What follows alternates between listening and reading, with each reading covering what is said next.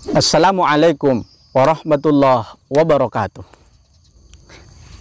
Jamaah Pauji Dosen Ustadz 1000 YouTube yang dimuliakan oleh Allah Subhanahu wa Ta'ala.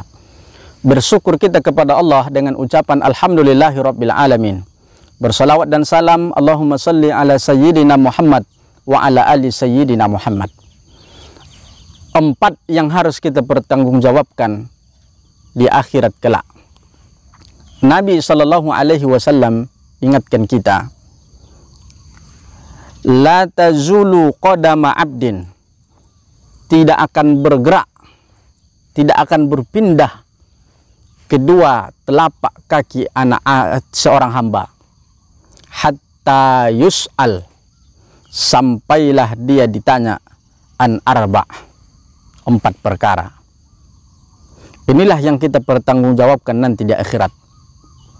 Apa yang pertama, jamaah Pauji Dosen yang dimuliakan oleh Allah Subhanahu wa Ta'ala, wa an umrihi fima afnah, daripada umurnya kemana dia pergunakan, daripada umurnya kemana dia habiskan. Umur 60 tahun yang Allah berikan kepadanya, berapa tahun digunakannya untuk ibadah? 80 tahun yang Allah berikan usia kepadanya, apakah 80 tahun itu maksiat kepada Allah? Hati-hati dengan nikmat umur kaum muslimin yang dimuliakan oleh Allah. Berapa tahun dalam usia kita pergunakan untuk taat kepada Allah, dan berapa daripada usia kita yang kita pergunakan maksiat untuk Allah? Hati-hati ini. Itu menjadi pertanggungjawaban di hadapan Allah Subhanahu wa Ta'ala. Setiap napas, tarikan napas akan dipertanggungjawabkan daripada usia kita. Setiap tahun daripada usia kita akan dipertanggungjawabkan di sisi Allah. Setiap bulan daripada usia kita akan dipertanggungjawabkan di sisi Allah. Setiap minggu usia kita akan dipertanggungjawabkan di sisi Allah. Dan setiap hari daripada usia kita akan dipertanggungjawabkan di sisi Allah. Bahkan setiap jam daripada usia kita akan dipertanggungjawabkan di sisi Allah. Bahkan setiap menit daripada usia kita dipertanggungjawabkan di sisi Allah. Bahkan setiap detik daripada usia kita dipertanggungjawabkan di sisi Allah Subhanahu wa Ta'ala.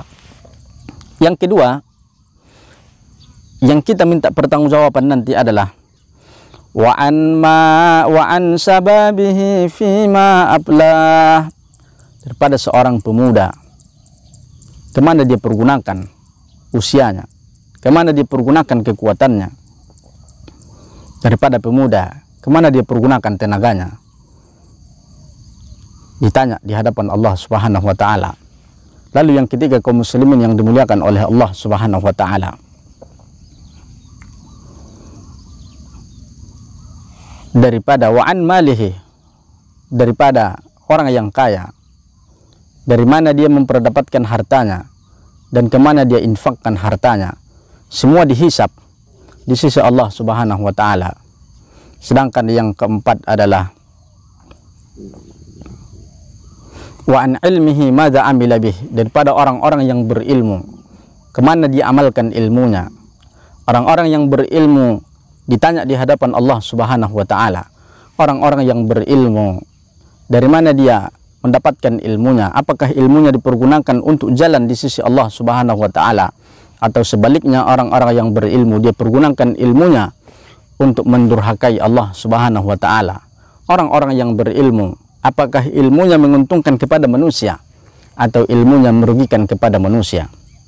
Orang-orang yang berilmu akan ditanya, ilmunya apakah menjadikan dia dekat dengan Allah, atau justru dia semakin jauh daripada Allah Subhanahu wa Ta'ala? Orang yang berilmu akan ditanya, apakah ilmunya menjadi manfaat kepada orang lain atau justru menjadi mudarat terhadap orang lain? Maka setiap kita akan ditanyakan 4. Yang pertama, daripada usia kita, kemana kita pergunakan. Yang kedua, daripada pemuda kita, kemana kita akan habiskan. Yang ketiga, dari mana kita akan mendapatkan harta dan kemana kita membelajarkan harta. Yang keempat, ditanya tentang ilmu, apakah ilmu kita berguna atau tidak, mendekatkan diri kepada Allah atau tidak. Semoga kita semakin hati-hati dalam menjalankan umur ini. Terima kasih. Assalamualaikum warahmatullahi wabarakatuh. wabarakatuh.